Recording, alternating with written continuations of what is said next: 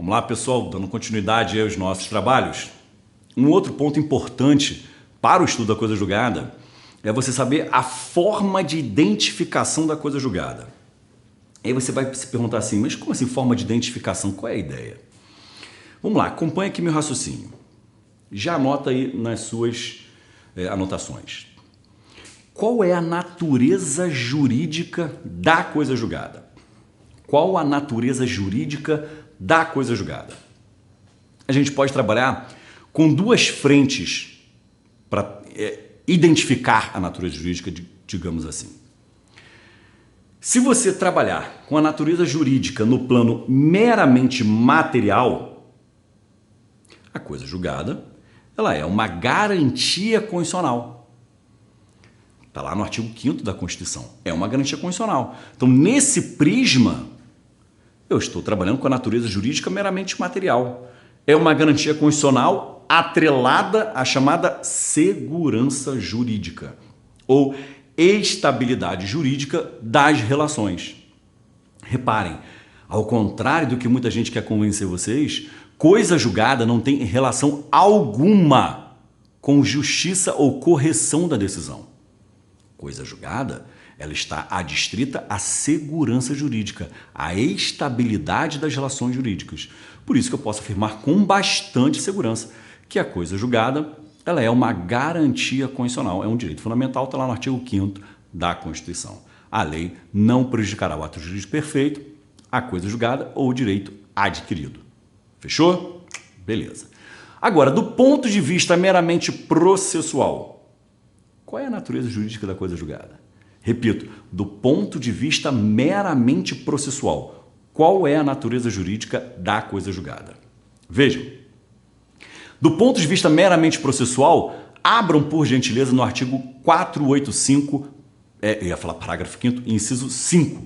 485, inciso 5. Abram lá. Os senhores vão reparar que a coisa julgada material está lá, clara no 485, inciso 5. Mas também dá uma olhada no artigo 337. Está lá pelos incisos 6, 7 ou 8. Você vai ver que a coisa julgada, ela sim tem uma natureza processual. Primeiro, ela é uma preliminar ao mérito. Ela é uma preliminar ao mérito. Professor, mas qual é a diferença entre preliminar ao mérito para a chamada preliminar de mérito? Preliminar ao mérito é uma questão prévia que deve ser analisada e resolvida antes da questão principal, mas que, se for acolhida, impede a resolução do mérito. Isso é uma preliminar ao mérito. Ela vai impedir a resolução do mérito. Ou seja, ela sendo acolhida, haverá uma sentença ou uma decisão terminativa. Já a denominada preliminar de mérito é aquela matéria que é uma questão prévia, que deve ser analisada e resolvida antes da questão principal, mas que, se for acolhida, vai gerar uma decisão de mérito. À guisa de exemplo, prescrição e decadência. São preliminares de mérito, porque, quando acolhidas, geram decisão de mérito. Fechou? Então eu posso afirmar com segurança, coisa julgada é uma preliminar ao mérito. Mas só essa ideia que eu posso ter do ponto de vista processual? Não. O 485, inciso 5, nos dá uma outra ideia também. Coisa julgada é um pressuposto processual objetivo. Ou, como querem alguns, um pressuposto processual obstativo ou impeditivo. Porque é um pressuposto que está atrelado à chamada originalidade da demanda. Ele está atrelado à chamada originalidade da demanda. E essa é a pedra de toque do próximo item. Então, se está atrelada à originalidade da demanda, eu posso afirmar que a existência da coisa julgada impede a propositura de uma ação. Por isso que é um pressuposto impeditivo ou obstativo. Perceberam a ideia? Então, eu não posso permitir uma nova ação porque ela já foi abrangida pela coisa julgada. Fechou? Então vamos repetir. é uma garantia condicional, é uma preliminar ao mérito e também é um pressuposto processual. Fechou? Essa é a natureza jurídica da coisa julgada. Professor, mas por que essa natureza jurídica ela é importante para a forma da identificação? Vejam, falei há um minuto atrás que a coisa julgada está atrelada à chamada originalidade da demanda. Vamos lá. Então, anota aí. Forma de identificação da coisa julgada. O que é primordial para que eu afirme que houve coisa julgada? Vamos lá. Basicamente, vocês vão trabalhar com duas grandes teorias.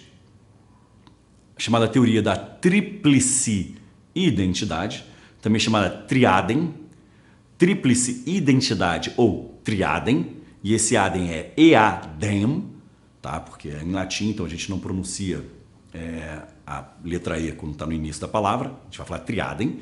Então, tríplice identidade ou triadem. E a segunda teoria, chamada teoria da identidade material ou da identidade da relação jurídica material. Vamos lá. Qual das duas que foi adotada pelo Código de Processo Civil? Aí vocês não precisam ter a menor dúvida. Teoria da tríplice identidade. Abram, por gentileza, no artigo 337. Os senhores vão ficar adstritos aos parágrafos 1º ao 4º. Parágrafos 1º ao 4º. Tudo bem? Então vamos lá. Qual é a importância? Tanto, se você olhar esses 4 parágrafos, vocês vão ver que ele fala tanto de litispendência quanto de coisa julgada. E se você parar e analisar com calma, tanto litispendência quanto coisa julgada partem da mesma premissa. Originalidade da demanda. Reprodução de uma ação idêntica. Então, tanto a litispendência quanto a coisa julgada partem de uma mesma premissa, de um mesmo fundamento. Reprodução de uma ação idêntica. Qual é a diferença? Quando você trabalha a coisa julgada, essa ação idêntica já foi julgada. Quando você trabalha a ideia de litispendência, essa ação idêntica ainda está em curso. Essa que é a diferença entre litispendência e coisa julgada. O trânsito em julgado. Fechou? Eu estou falando da diferença conceitual, senhores. Então vamos lá. Então, para eu identificar quando que uma ação é idêntica a outra, eu vou usar primeiro essa teoria adotada pelo Código de Processo Civil, como eu já disse, repito, no 337, parágrafos 1º ao 4º. Qual é a ideia? Eu vou trabalhar com a identidade dos 3 elementos individualizadores da demanda. Eu vou usar os 3 elementos individualizadores da demanda, ou simplesmente elementos da demanda. São 3. Primeiro elemento, partes ou sujeitos processuais.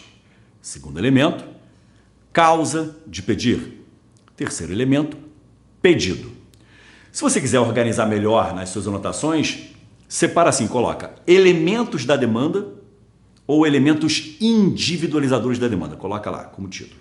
Puxa 2 setas. Primeira seta você vai colocar elementos subjetivos, que são os sujeitos processuais ou as partes. Na outra seta você vai colocar elementos objetivos. Quais são eles? Causa de pedir e pedido. Fechou? Bom, quando que uma ação para o Código de Processo Civil será considerada como idêntica à outra? Quando esses 3 elementos forem idênticos. Quando esses 3 elementos forem idênticos. Essa, repito, é a teoria adotada pelo Código de Processo Civil. Teoria da tríplice identidade. Mesmas partes, mesmo pedido, mesma causa de pedir. Tranquilo?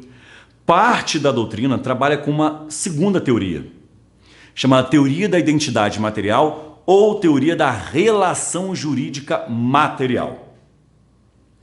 Para esta segunda teoria, nem sempre, para que uma ação seja considerada idêntica a outra, nem sempre os 3 elementos serão idênticos.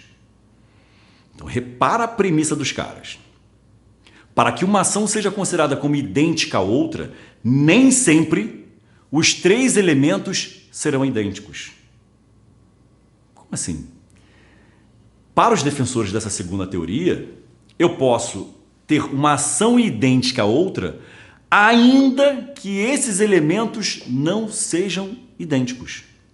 Basta que seja reproduzida em ambas as ações a mesma matéria. Como assim a mesma matéria? O mesmo direito material, a mesma relação jurídica material. Entenderam a ideia?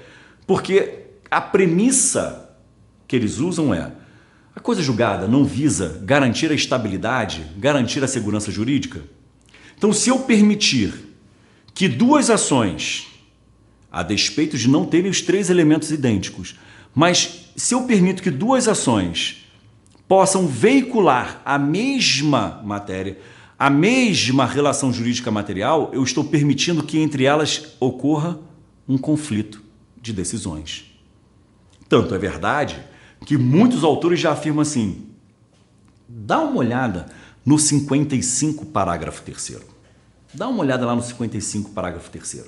Muitos autores vão dizer para vocês: olha, este 55, parágrafo 3º é a porta de entrada para essa teoria em nosso sistema jurídico. Porque ele diz o seguinte: mesmo que não exista conexão entre as ações, eu posso trabalhar a reunião dessas ações perante juízo por evento, desde que exista um risco de decisões conflitantes. Vou dar um exemplo para vocês entenderem a importância dessa teoria da identidade material. Vejam só. Vamos imaginar Paulo e Pedro. Paulo é credor, Pedro devedor. Paulo promove uma ação requerendo a condenação do Pedro, com base no contrato estipulado entre eles, pede a condenação de Pedro em uma quantia certa. E a ação está em curso. Pedro, por sua vez, promove uma ação requerendo a declaração da inexistência da relação jurídica com Paulo. Olha só, de um lado vocês têm uma ação com pedido condenatório, no outro vocês têm uma ação com pedido declaratório. Então os pedidos já são diferentes, as causas de pedir são diferentes. Você só vai ter identidade quanto aos sujeitos. Então, ó, pedido diferente, causa de pedir diferente. Se a gente usar a teoria da tríplice identidade, essas ações não são idênticas. Se elas não são idênticas, elas podem correr simultaneamente. Fechou? Beleza. Mas, professor, mas como assim? Mas qual é o problema dessas duas ações correrem simultaneamente? Cara, há um risco claro e evidente de decisões conflitantes. Vamos usar a ação do Paulo. Paulo promoveu uma ação com pedido condenatório em face do Pedro. Para que o juiz condene Pedro ao cumprimento desse contrato, qual é a premissa inafastável? Ele vai ser obrigado a reconhecer que existe esse contrato. Senão ele não pode condenar o Pedro ao cumprimento de um contrato se ele não declara que existe esse contrato. Na ação do Paulo, na ação que o Pedro promove contra o Paulo, ele pede que seja reconhecida judicialmente a inexistência desse contrato. Olha o risco evidente de decisões conflitantes. Ficou clara a ideia? Professor, qual é a teoria dominante? Tríplice identidade. Essa é a teoria dominante. Problema. E aí é uma reflexão muito importante e tem decisão recente no STJ sobre o tema. Qual dessas duas teorias deve ser aplicada aos processos coletivos? Qual dessas duas teorias deve ser aplicada aos processos coletivos? Olha a razão desse problema. Reparem, quando o legislador, no microsistema, deixa de regulamentar a identidade entre essas ações, eu passo a ser obrigado a usar o Código de Processo Civil. É a aplicação clara do chamado microsistema da tutela coletiva e a aplicação residual do Código de Processo Civil. O microsistema não regulamenta isso. O que o microsistema chega próximo de regulamentar? Afirma que não existe litispendência entre ação coletiva e ação individual. e que o resultado negativo de uma ação coletiva não impede a propositura de uma ação individual. É o máximo de regulamentação sobre a ação idêntica que nós temos no microsistema. Então, eu vou ter que usar o Código de Processo Civil. Só que tem mais uma peculiaridade no processo coletivo. A regra é: aquele que promove a demanda coletiva, aquele que é o legitimado à propositura da ação coletiva, ele não tem a titularidade do direito material subjacente.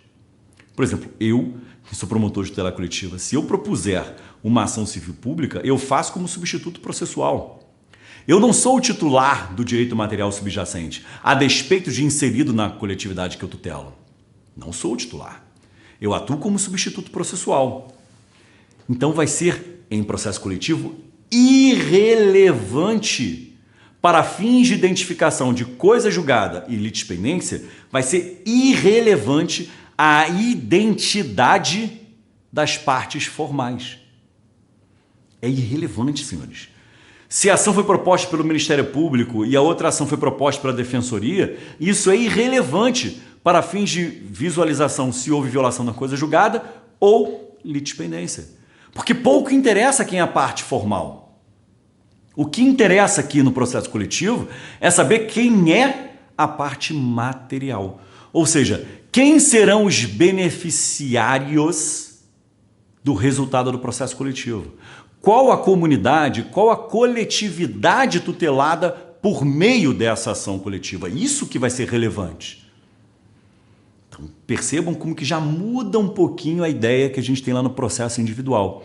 Porque no processo individual é relevante saber quem é a parte formal, quem promoveu a demanda e quem resistiu à pretensão exercida por aquela demanda. É imprescindível. Mas no processo coletivo, a parte formal não é requisito para que você trabalhe a identidade entre as ações. Tranquilo? Qual é o requisito indispensável? Parte material. Quem é beneficiário do resultado do processo coletivo? Qual a comunidade ou coletividade tutelada? Além disso, você vai ter que visualizar qual a pretensão que foi deduzida.